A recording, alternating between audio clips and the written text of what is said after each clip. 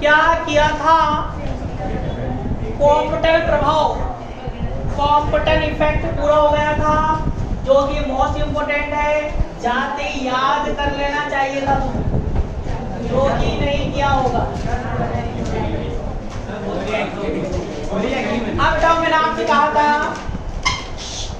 इस यूनिट में 4 टॉपिक पढ़ने हैं। कितने टॉपिक? 4, जिसमें से 3 पढ़ लिए हैं। कौन कौन से? मतलब सबसे पहला क्या पढ़ा था?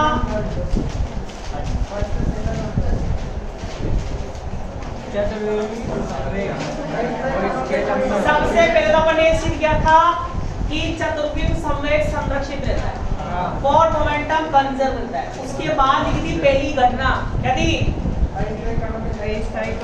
अस्थायी कणों की देहली ऊर्जा, थ्रेशोल्ड एनर्जी लिखी थी, फर्स्ट टॉपिक है। उसके बाद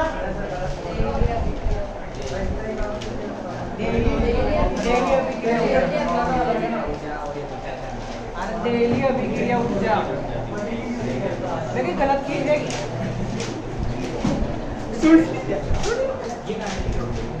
पहला टॉपिक था अस्थायी कणों की उत्पत्ति क्षय गति की, जिसमें अपन ने एक उत्पाद लिया था और उसमें क्या किया था, 2 कण निकले थे, 2 पार्टिकल निकले थे और उनकी क्या निकली थी, काइनेटिक एनर्जी T1 और T2। ये था, ये पहला टॉपिक था। उसके बाद दूसरा टॉपिक था देहली अभिक्रिया ऊर्जा, थ्रेशोल्ड एनर्जी। तीसरा टॉपिक था कॉम्पटन प्रभाव, कॉम्पटन इफेक्ट। उसके बाद अब लिखो 4th नंबर का ये टॉपिक हो गया। लास्ट टॉपिक लिखो, लास्ट टॉपिक लिखो युग्म उत्पादन, युग्म उत्पादन, पेयर प्रोडक्शन, पेयर प्रोडक्शन। तो बबलू, युग्म उत्पादन क्या होता है? 12th क्लास में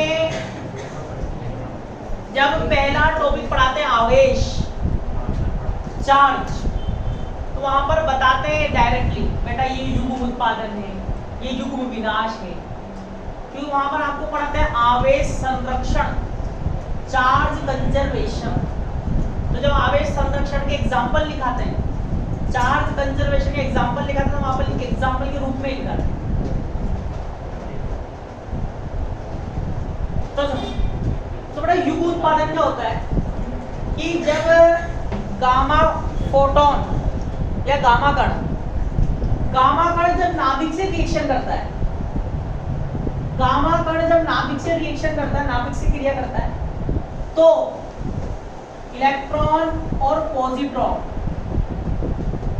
इलेक्ट्रॉन और पॉजिट्रॉन कणों का क्या करता है, उत्पादन करता है।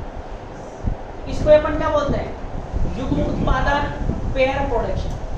तो यहाँ पर इस घटना की व्याख्या करनी है आपको किस आधार पर, चतुर्विम सदिश के आधार पर। इसको एक्सप्लेन करेंगे किसके बेसिस पर, फॉर मोमेंटम के बेसिस पर। तो लिखो,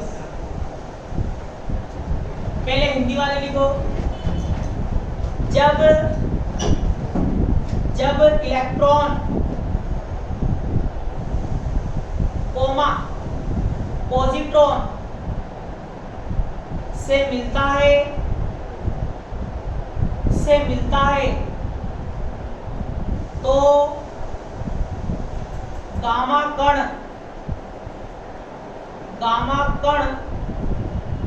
का उत्पादन होता है, गामा कण का उत्पादन होता है। इस घटना को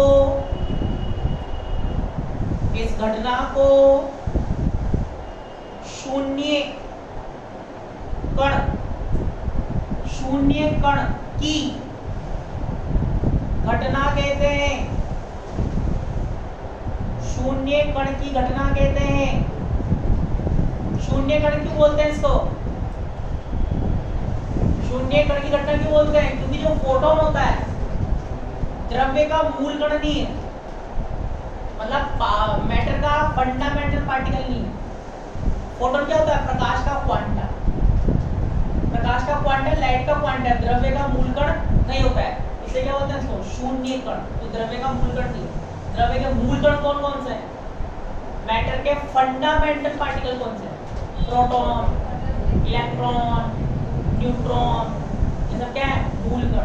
मूल मतलब क्या होता है? पहले बता रहा हूं मैं आपको।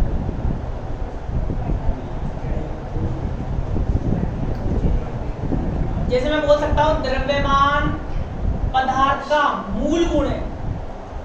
द्रव्यमान पदार्थ का मूल गुण है। आवेश पदार्थ का मूल गुण है। आवेश के लिए मैं मूल लगा रहा हूं, द्रव्यमान के लिए मूल लगा रहा हूं। Mass fundamental property of matter, charge fundamental property of matter. तो फंडामेंटल क्यों लगा रहे हैं? मूल का मतलब ये होता है कि ये तो होगा ही, मतलब इसके बिना संभव नहीं है। अगर मैंने बोला कोई पदार्थ है, कोई मैटर है, उसमें मतलब उसका द्रव्यमान तो होगा ही होगा। तो द्रव्यमान क्या है? मूल गुण है। तो कहेगा शून्य कण की घटना भी कहते हैं। अगला चीज, जब गामा कण नाभिक से, जब गामा कण नाभिक से अन्योन्य क्रिया करता है तो वह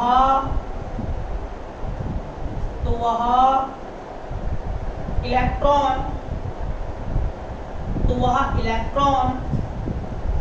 और पॉजिट्रॉन में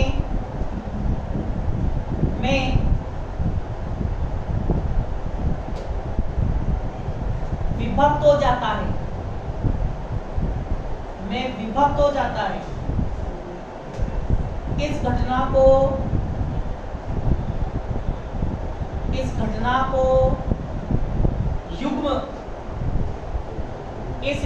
को युग्म उत्पादन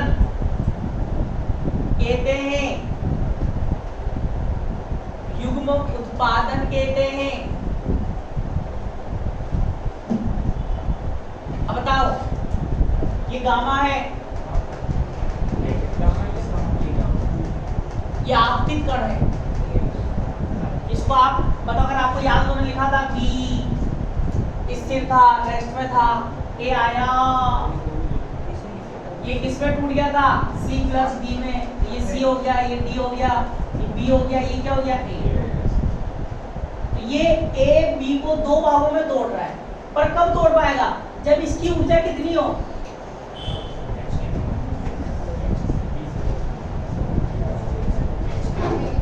ये ए बी को सी और डी में तोड़ा था, कब तोड़ पाएगा? जब इसकी ऊर्जा मिनिमम कितनी हो?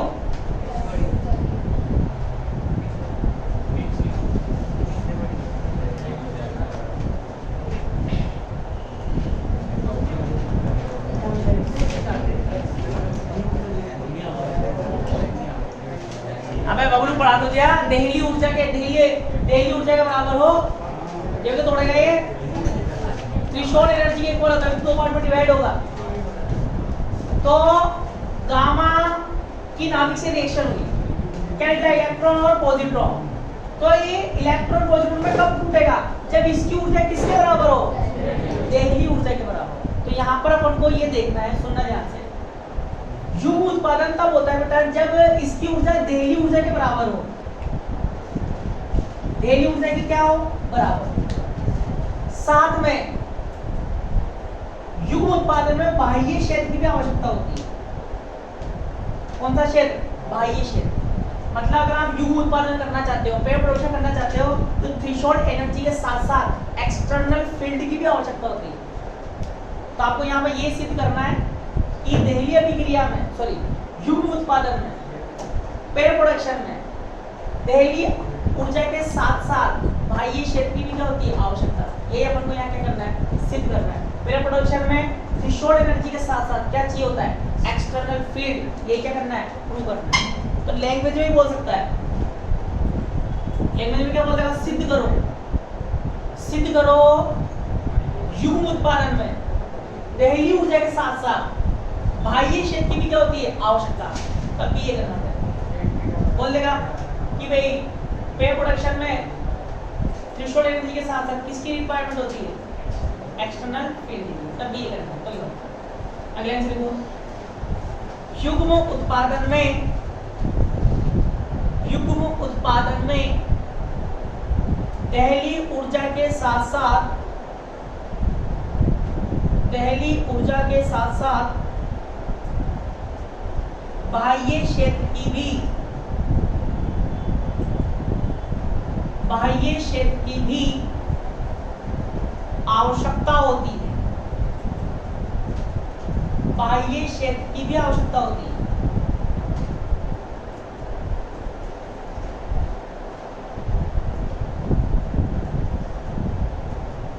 अब इसको सिद्ध करना है अपन। तो ना गणित में, गणित में आप किसी चीज को सिद्ध करना चाहते हो, मतलब विरोधाभास प्रमेय। हाँ, उसमें क्या करते हो? तो मैथ में क्या होता है? ये सिद्ध करना है तो उसको उल्टा मानते हैं, फिर वो क्या आता है? जो उल्टा मानते हैं वो सही आता है गलत आता है? गलत आता है। तो यहाँ क्या मान के चलेंगे? यहाँ भी ये मान के चलेंगे कि दहली, सॉरी, यहाँ भी क्या मान के चलेंगे कि युग्म उत्पादन में बाह्य क्षेत्र की आवश्यकता नहीं होगी, मतलब एक्सटर्नल फील्ड की रिक्वायरमेंट नहीं है। उससे डेरिवेशन करेंगे तो उसका आंसर क्या आना चाहिए? गलत आना चाहिए, मतलब असंभव आना चाहिए। तो लिखो, आगे लिखो, युग्म उत्पादन में, युग्म उत्पादन में बाह्य क्षेत्र की, युग्म उत्पादन में बाह्य क्षेत्र की आवश्यकता होती है, बाह्य क्षेत्र की आवश्यकता होती है। इसको सिद्ध करने के लिए, इसको सिद्ध करने के लिए माना युग्म उत्पादन में, माना युग्म उत्पादन में बाह्य क्षेत्र की, बाह्य क्षेत्र की आवश्यकता, आवश्यकता नहीं होती है, नहीं होती है। अगले लिखो, माना गामा कण का चतुर्विम संवेग, गामा कण का चतुर्विम संवेग पी म्याऊ, गामा कण का चतुर्विम संवेग पी म्याऊ, इलेक्ट्रॉन का चतुर्विम संवेग P1 म्याऊ और पॉजिट्रॉन का चतुर्विम संवेग P2 म्याऊ हो,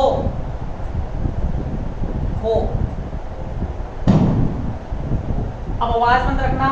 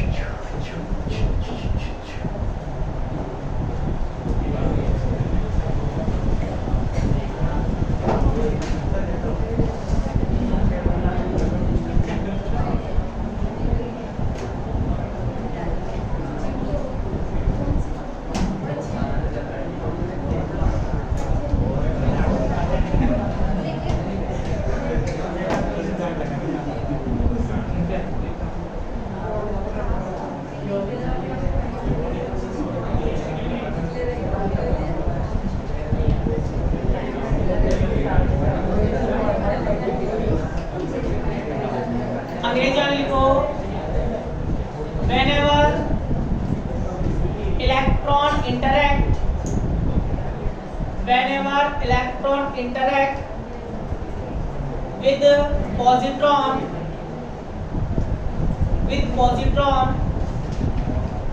then gamma particle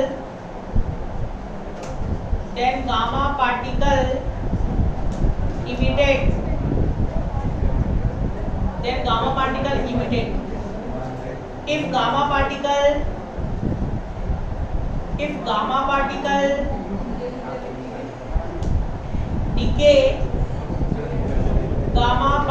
decay in electron and positron,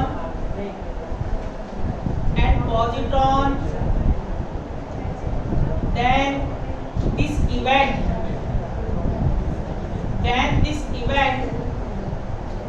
is known as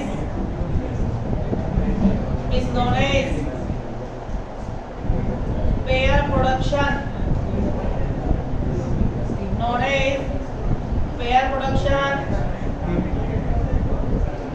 Next as we go, for pair production,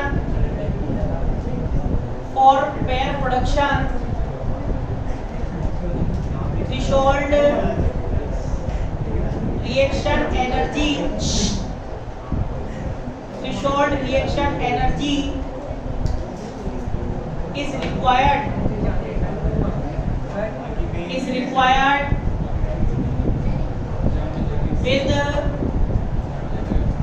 with external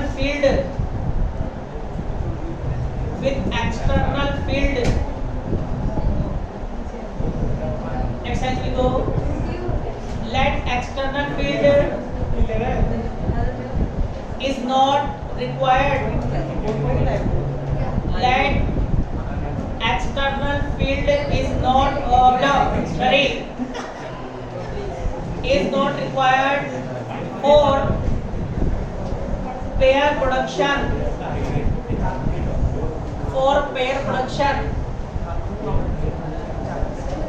And for momentum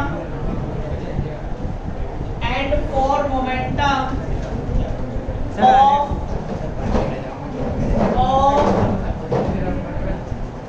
gamma particle,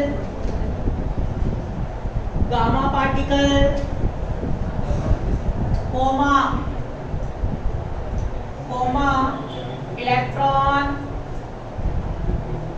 electron and positron are p meow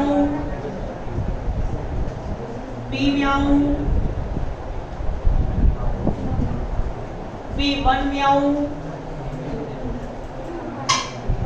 P1 meow P2 meow respectively.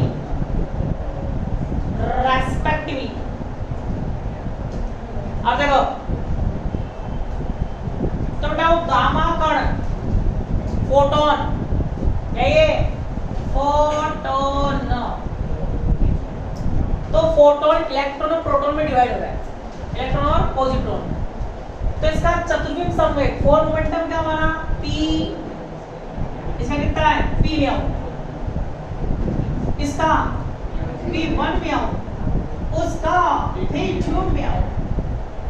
अब बताओ photon का चतुर्विम समवेग क्या होता है Hv comma iota Hv upon C, ये था blue, इसका blue, ये कण है पार्टिकल है तो क्या आएगा P1 vector comma iota E1 upon C, ये भी पार्टिकल है कण है तो क्या आएगा P2 vector comma iota E2 upon C। ये लिखो पहले रिएक्शन सहित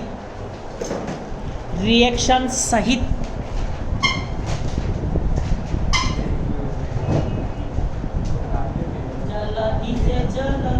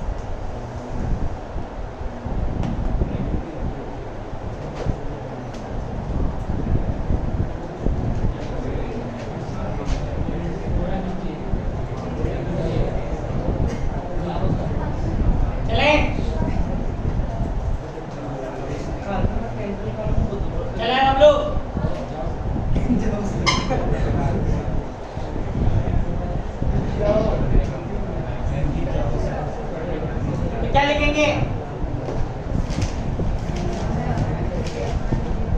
चतुर्विम, संवेग, संरक्षण से, कंजर्वेशन ऑफ फॉर मोमेंटम। क्या लिखेंगे? टक्कर से पहले का, बिफोर कोलिजन, आफ्टर कोलिजन, टक्कर के बाद। Equation first. अब क्या करेंगे?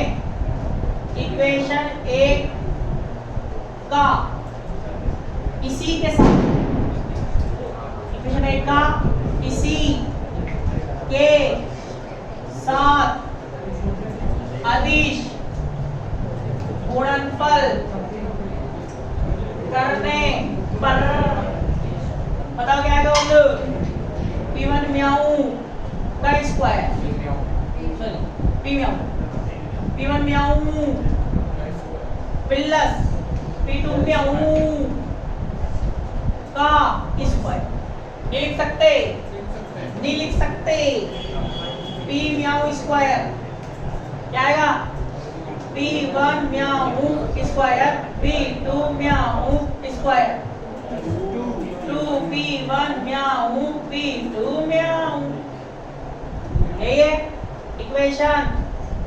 इक्वेशन यहाँ तक लिखो। चुन चुन के क्या मान निकल गया? चुन से ऑनलाइन वालों आवाज आ रही? बड़े दिनों बाद दर्शन हुआ तुम्हारे।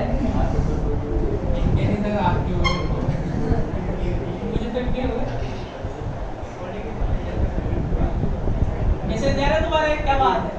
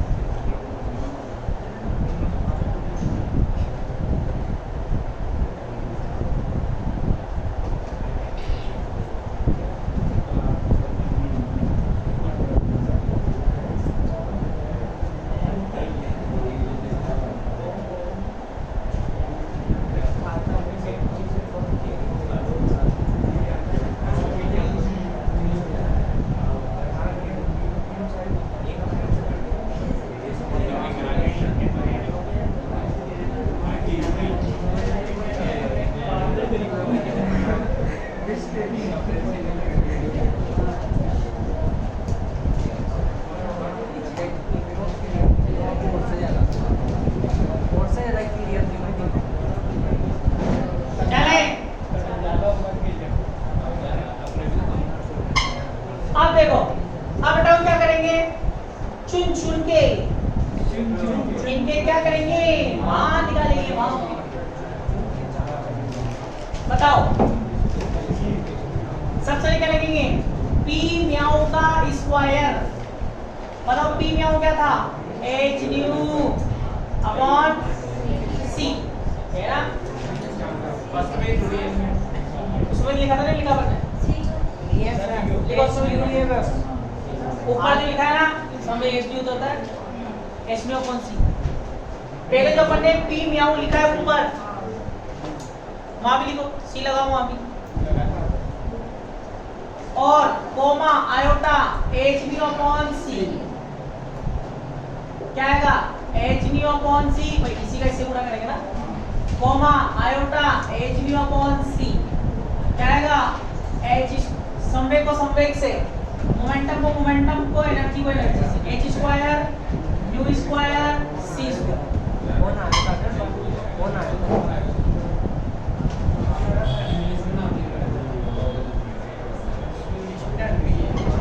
फिर आयोटा स्क्वायर क्या आएगा? Minus H square new square C square. धज्जियां उड़गी, काय आज्ञो जीरो जाएगा।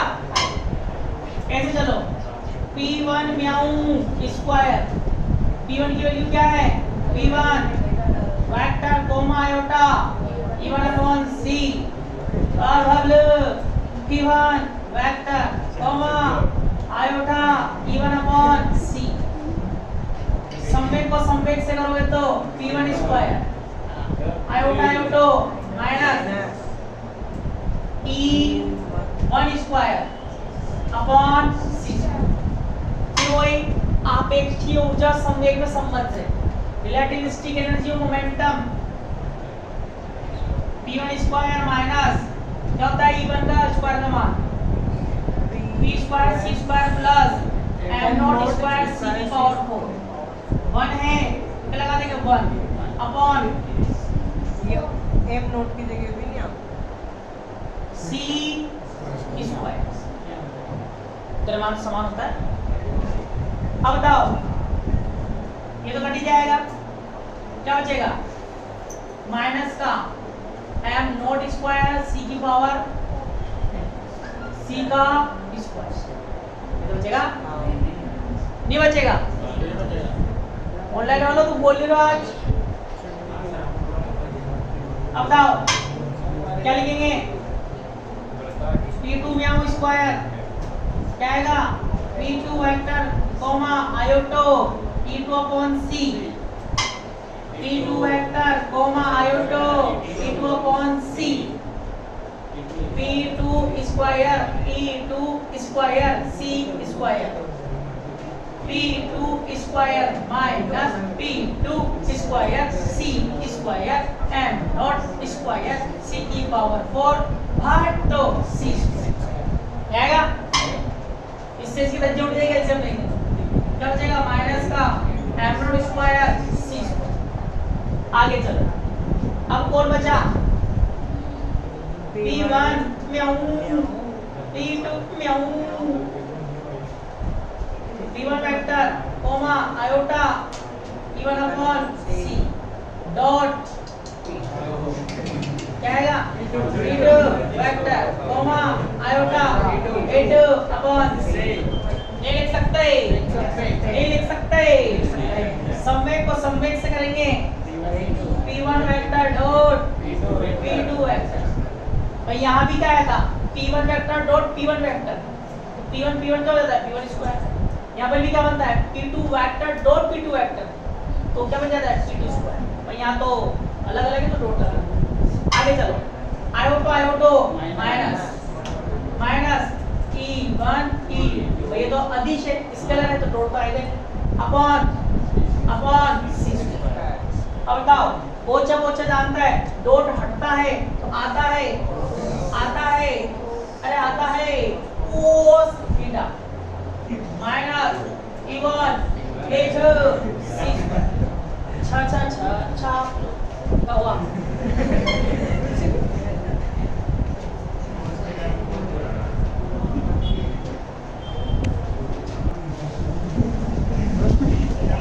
क्लियर है? वैसे देखो फटाफट बताओ ये सारे मान कहाँ रख देंगे इक्वेशन 2 में।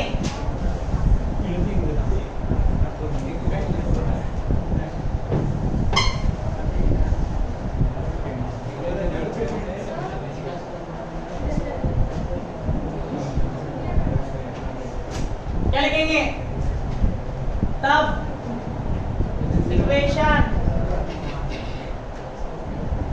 2 से आएगा। बताओ क्या था 0 फिर p1 में उनके स्क्वायर क्या था माइनस का m not square c square फिर minus m not square c square फिर plus 2 p1 p2 cos theta क्या है पूरा 2 p1 h cos थीटा minus e1 upon e2 c जाएगा स्क्वायर c स्क्वायर यही है बाबू। आगे देखो 0 माइनस का 2m not square c square minus का 2 p1 p2 cos थीटा। माइनस हो गया, ये थोड़ी माइनस हो जाएगा, ये तो प्लस के इक्वल सर। ये हाँ वही तो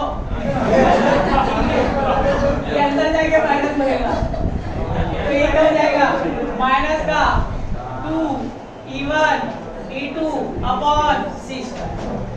नहीं लिख सकते, नहीं लिख सकते, नहीं लिख सकते। अब हम लोग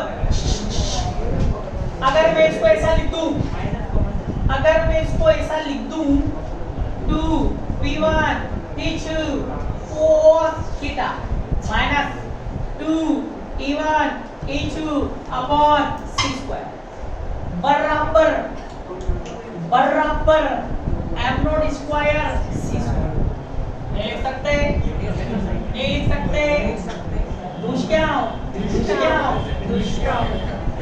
आगे चलो p1 बेटा cos theta e1 a2 upon c square क्या आएगा m not square c square. छापो मतलब ध्यान दे लो, ध्यान से मतलब वो यूं कहेंगे। अब मेरी बात सुनो, अपन क्या मान के कर रहे हैं, सही मान कर करेंगे गलत मान कर करेंगे? तो इसका आंसर सही आना चाहिए कि गलत आना चाहिए? इसलिए आपने माइनस नहीं ये समझ लो है। तो अब सुनो p1 p2 cos थीटा minus e1 a2 e1 into upon c square. अब बताओ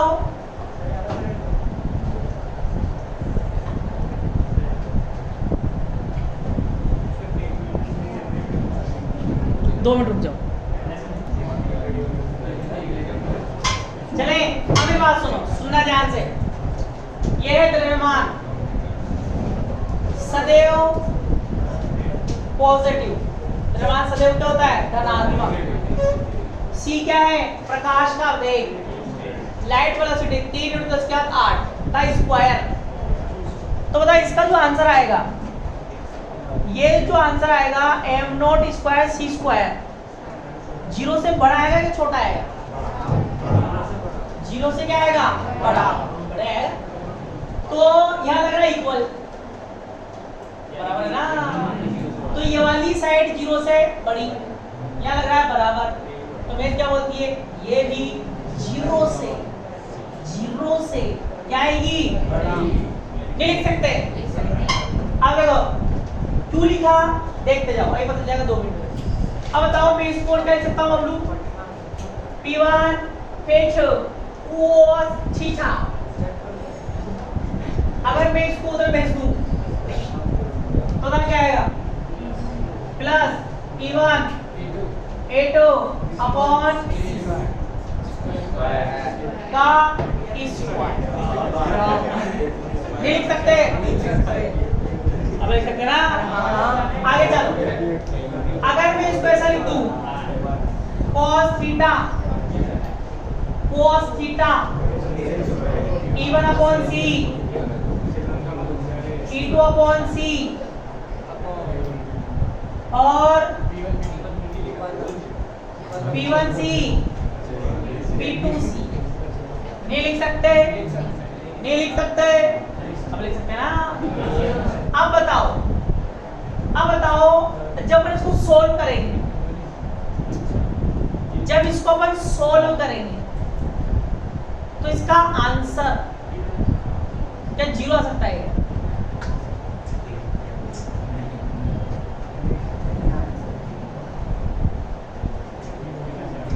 अरे बबलू ये देखो ना, ये जीरो से बड़ा है। जब ये जीरो से बड़ा है तो इसका आंसर जीरो आएगा क्या? आ ही नहीं सकता। कम से कम कितना आ सकता है? कम से कम कितना आ सकता है? एक cos थीटा, अगर इसका सॉल्यूशन कम से कम, भाई जीरो तो आएगा नहीं, जीरो के बाद क्या आता है? 1 आता है। तो जीरो तो आने से ना, जीरो के बाद कम से कम मान कितना आता है? 1। तो अगर मैं यहाँ पर 1 लिखूं, यहाँ पर 1 लिखूं, बताइए संभव है क्या? संभव है क्या? क्या कभी भी cos थीटा का मान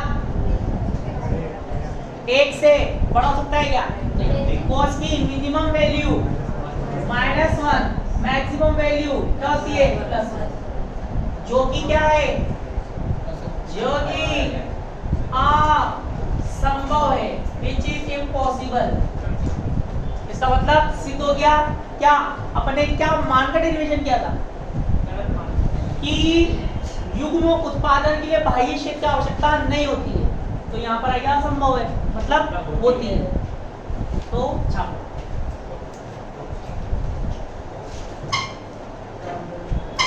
ABC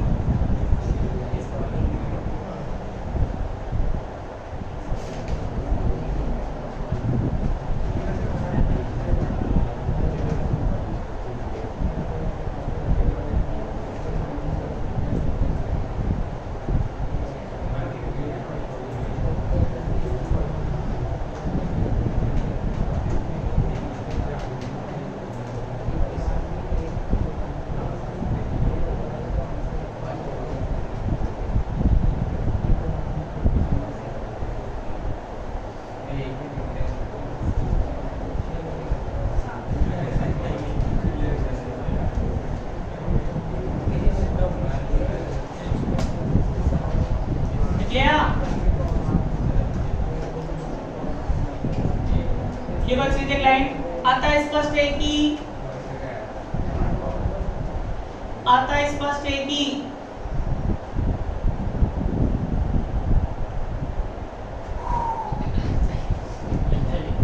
युग्म उत्पादन के लिए बाह्य क्षेत्र की आवश्यकता होती है।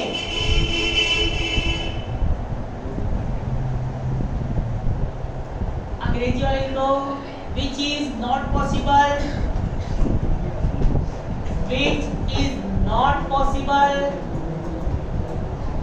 hence it clear that for pair production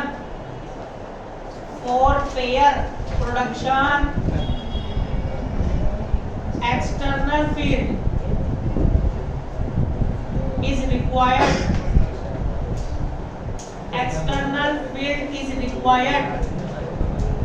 with